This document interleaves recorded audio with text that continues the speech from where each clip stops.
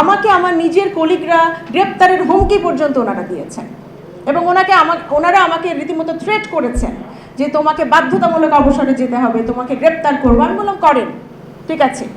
যখন কথা বলা শুরু করেছি রাজি, বিশ্ববিদ্যালয়ে আমি ছাড়তে পারছি না, আপনারা আমাকে ছেড়ে দেন। আমার খুব ভারী পরিচয় দিয়ে দিয়েছেন আকবর আঙ্কেল। আমি নিজেকে খুব নগণ্য ব্যক্তি মনে করি।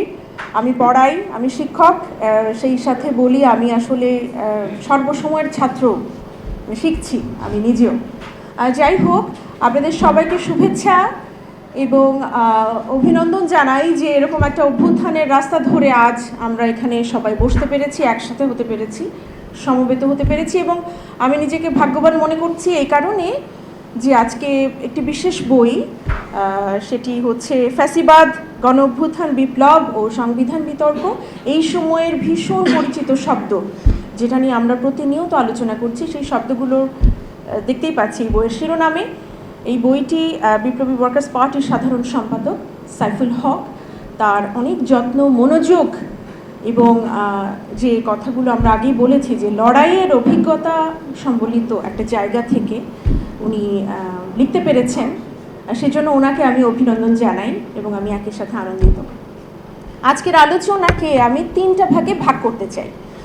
আমার পুরো বইটা পড়ার সৌভাগ্য হয়েছে এবং আমার আলোচনাটাকে আমি প্রথমে আসলে, আমি যেহেতু শিক্ষক সবসময় একটু তাত্ত্বিক কথাবার্তা না বললে আমার মনে হয় যে একটু অসম্পূর্ণ থেকে যায়, তো সেই জায়গা থেকে আসলে ফ্যাসিবাদ বলছি, শব্দটা ক্ষমতা বলছি, এই শব্দগুলোর আসলে অর্থ আমরা সবাই জানি, আমরা নিজেদের জীবনে সেগুলোর মানে ভিকটিম হয়েছি প্রতিনিয়ত বাংলাদেশে।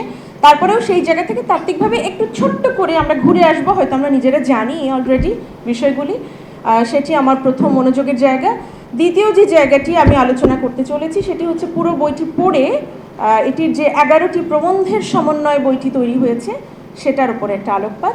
এবং 3 নম্বর অংশে আমি রাখতে চাই হচ্ছে আমার ব্যক্তিগত কিছু অবজারভেশন বা পর্যবেক্ষণ, 3-4টি খুব গুরুত্বপূর্ণ অবজারভেশন, যে কেন আসলে বইটি পড়া উচিত, কেন বইটি গুরুত্বপূর্ণ এবং এটার আসলে সিগনিফিকেন্সটা কী সেই জায়গাটা। তো প্রথমেই শুরু করি যে ছোট্ট করে একটু মজার কথায় একটু তত্ত্ব আলোচনা, খটখটে হয়তো হবে না সেই জায়গা থেকে। তো আমরা ফ্যাসিস্ট বা ফ্যাসিজম এই শব্দগুলো তো এখন আমাদের ছোট ছোট বাচ্চারাও জানে এবং আমার মনে হয় যে বাংলাদেশের মানুষ যে অর্থে ফ্যাসিজম বুঝেছে, যে অর্থে এই শব্দ প্রয়োগ করতে পেরেছে, বিশ্বের খুব মানে উন্নত দেশের ছেলেমেয়েরাও এই শব্দগুলোর এত প্রয়োগ তারা তাদের জীবনে দেখেনি বা এর ভিকটিম তারা হয়নি। তো ফ্যাসিস্ট বা ফ্যাসিজম শব্দটা আমরা জানি যে এটা একটা ইটালিয়ান অরিজিন আছে, কিন্তু একটা ইটালিয়ান অরিজিন আছে এই শব্দের, এবং সবসময় বলা হয় ফ্যাসিমো, হ্যাঁ, তারপরে ফ্যাসিস। এই যে ফ্যাসিজমের যে শব্দটা, এটার মানেটা কিন্তু একসাথে বেঁধে রাখা লাঠি। আপনারা সার্চ করলে দেখবেন যে সবসময় এই ফ্যাসিজমের প্রতীক হিসেবে একটা গুচ্ছ করা লাঠি এবং তার সাথে কুড়ালের একটা প্রতীক সবসময় দেখা হয়, সেরকম একটা জায়গা থেকে ফ্যাসিজমকে দেখানো হয়। এবং আমরা দেখেছি যে যখনই ফ্যাসিজমের কথা আসে এর অর্থ হচ্ছে যে কিছু মানুষ তারা কিন্তু খুব ক্ষমতা ভালোবাসে এবং তারা সবসময় একজোট হয়ে, চড়াও হয়ে অন্যকে কিন্তু শাসন করতে তারা পছন্দ করেন। এবং শুধুমাত্র কারোর মাথা থেকে যদি এটা বেরো হয় যে আমি শাসন করব, আমি শোষক হয়ে উঠবো, নিপীড়ক হয়ে উঠবো, সে তার সমমনা আরও কিছু মানুষকে সে কিন্তু গুছিয়ে নেয় তার সাথে। হ্যাঁ, এরকম আমরা ইতিহাসে দেখেছি। এবং আমরা হিটলারকে দেখেছি, মুসোলিনিকে দেখেছি ইটালিতে, এবং সেখানে আমরা দেখেছি যে একদলীয় শাসন করার একটা বন্দোবস্ত, সেখানে জাতীয়তাবাদ, কর্তৃত্ববাদ সব কিছু কিন্তু উঠে এসেছে তাদের নিজেদের দর্শনে, যেটা দিয়ে তারা মানুষের ওপর এই নিপীড়নটা করতে পেরেছে। এবং সবসময় তারা ভেবেছেন যে এক ধরনের শৃঙ্খলা তাদের নিজেদের মতো করে একটা বল প্রয়োগের ভেতর দিয়েই মানুষকে তারা শেপ করবেন, তারা তাদেরকে গঠন করবেন, তারা তাদেরকে আকার দেবেন। এভাবেই তাদের যে মহত্ব, তাদের যে বীরত্ব, সেটা আসলে তৈরি হবে পৃথিবীতে, তারা ইতিহাস হয়ে থাকবেন, এরকম একটা জায়গা থেকে সবসময় তারা ভেবেছেন। এখন খুব গুরুত্বপূর্ণ একটা প্রশ্ন হয় যে মানুষ কেন স্বৈরাচারী হয়ে ওঠে, কেন সে নিপীড়ক হয়, আসলে কেন হয়? কি মনে হয় আপনাদের, কেন নিপীড়ক হয় মানুষ? নিজের স্বার্থে আর ক্ষমতা। হ্যাঁ, ফুকোর একটা কথা আছে, মিশেল ফুকো, আমরা ফ্রেঞ্চ ফিলোসফার মিশেল ফুকোর কথা জানি। ফুকো কিন্তু একটা কথা বলেছিলেন যে ক্ষমতা সব কিছু থেকে উৎসারিত হয়, পাওয়ার ডিরাইভ ফ্রম এভরিওয়্যার। আমরা সবসময় ক্ষমতার জারণে থাকি, ক্ষমতার ভেতরে থাকি সব সময়, এটা আমাদের একটা নিয়তি। এবং মানুষ আসলে ক্ষমতা ভালোবাসে। আপনারা খেয়াল করবেন মানুষের জন্মসূত্রেও কিন্তু ক্ষমতার সাথে যুক্ত। একটা শিশু যখন জন্মায় অনেকগুলো কণার সাথে সে কিন্তু প্রতিযোগিতা করে সে নিজের অস্তিত্ব সে আসলে মানে মাতৃগর্ভে সে জাইগোটের ভেতর দিয়ে সে কিন্তু টিকিয়ে রাখে। তো ক্ষমতা এমন একটা জিনিস যেটা সম্ভবত মানুষের নিয়তি। এখন কথা আছে এখানে, একটা কথাটা কি, সেটা হচ্ছে যে ক্ষমতাকে আমি ইউজ করব না অ্যাবিউজ করব। ক্ষমতা যতক্ষণ ব্যবহারের ভেতরে থাকে, সেটা যখন আপনাকে আপনার উপকার করবে এক অর্থে, ততক্ষণ কিন্তু ক্ষমতা এক ধরনের বৈধতা প্রাপ্তির ভেতরে থাকে, সে তার নিজস্ব একটা সীমারেখার ভেতরে সে থাকে। কিন্তু আপনি যখন এটাকে বাড়িয়ে ফেলেন, তার মানে আপনি পরিমিতিটা হারিয়ে ফেলেন, তখন কিন্তু এটা একটা অবৈধ জায়গায় চলে যায়, সেটা কিন্তু নিপীড়ন হয়ে ওঠে। তো ইউজ আর অ্যাবিউজ, ক্ষমতা যদি একটা শক্তি হয় তাহলে সে শক্তির কিন্তু দুটো ফর্ম আছে, ইউজ এবং অ্যাবিউজ। এবং সাধারণত দেখা যায় যে দীর্ঘ সময় ধরে যখন কোনো ক্ষমতা থাকে সেটা কিন্তু আসলে এই অ্যাবিউজেই পরিণত হয়। এবং অ্যাবিউজের অনেক রকম ম্যানিফেস্টেশন রয়েছে, তার মধ্যে অন্যতম হচ্ছে এই স্বৈর শাসন। সেটাকে ঘিরে নানা ধরনের কলাকৌশল, কায়দা কানুন সব কিছু নিয়ে মানুষকে শেপ করার ইচ্ছে, সেটি হয়ে ওঠে স্বৈরতন্ত্র আসলে সেই জায়গা থেকে। তো ঐতিহাসিক ধারাবাহিকতা এই ক্ষমতা কিন্তু আমাদের শরীর, মন, আমাদের বেঁচে থাকা অস্তিত্ব চারপাশে, আমাদের নিজেদের ভেতরে এবং সবার ভেতরে এক ধরনের একটা আধিপত্য এবং কৌশলের একটা জাল তৈরি করে, যার ভেতরে আমরা আসলে সবাই সীমাবদ্ধ হয়ে যাই নানাভাবে। এখন একটা গুরুত্বপূর্ণ ব্যাপার, সেটা হচ্ছে আমরা আজকে ফ্যাসিজম নিয়ে কথা বলছি, ফ্যাসিস্ট সরকার নিয়ে কথা বলছি। আমাদের অভিজ্ঞতা হলো একটা বিরাট রক্তক্ষয়ী অভিজ্ঞতা, যেখানে আমরা সবাই হারিয়েছি অনেককেই। আমি চট্টগ্রাম বিশ্ববিদ্যালয়ের শিক্ষক, আমার দুজন ছাত্র, আমাদের ইতিহাস বিভাগের হৃদয়চন্দ্র তরুয়া এবং ফরহাদ, সেই সাথে ওয়াসিম, আরও একটি ছেলে, আমরা কিন্তু দুজন শহীদকে পেয়েছি।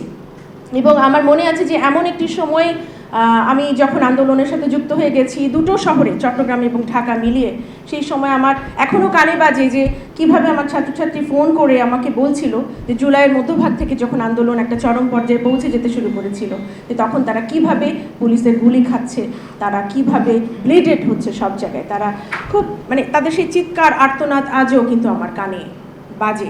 সেই অভিজ্ঞতার জায়গা থেকে আসলে কথাগুলো আসে। এই ক্ষমতা, প্রতিরোধ, নিপীড়ন, মানুষ, তার মুক্তি সব কিছুই আসলে ভাসতে থাকে মাথার ভেতরে সবসময়। একটা ব্যাপার, ফ্যাসিবাদ, এর কিন্তু নির্দিষ্ট কোনো সংজ্ঞা নেই। ফ্যাসিবাদের কি কোনো নির্দিষ্ট সংজ্ঞা আছে? কি মনে হয়?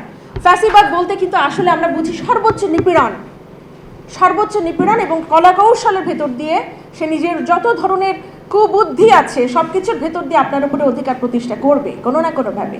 সে সেটা দমন পীড়ন করে হোক, ছিনিয়ে নিয়ে হোক, চাপ প্রয়োগ করে হোক, যেভাবেই হোক, সেই জায়গা থেকে কিন্তু ফ্যাসিবাদ তার নিজস্ব সংজ্ঞা কনটেক্সটে নির্মাণ করে। সেটি বাংলাদেশের ক্ষেত্রেও আমরা দেখেছি গত 16 বছরের অভিজ্ঞতায়, সেটা আমরা দেখেছি।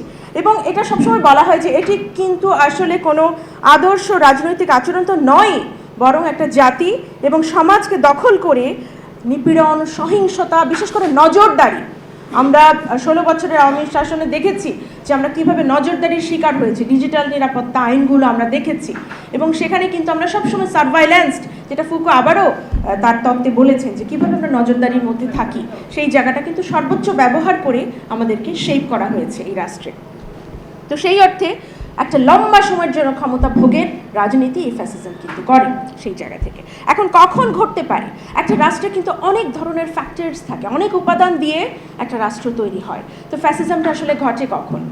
মানুষ কিন্তু সবসময় এক ধরনের শৃঙ্খলার মধ্যে সে ভালো থাকে। মানুষ যেমন পরস্পরের প্রতি সে সলিডারিটি দেখায়, সহমর্মিতা দেখায়, আবার মানুষ কিন্তু সুযোগ পেলেই সে কিন্তু তার ক্ষমতা চর্চার প্রয়োগের জায়গাতে সে বলিয়ান হয়ে উঠতে পারে সময় সময়।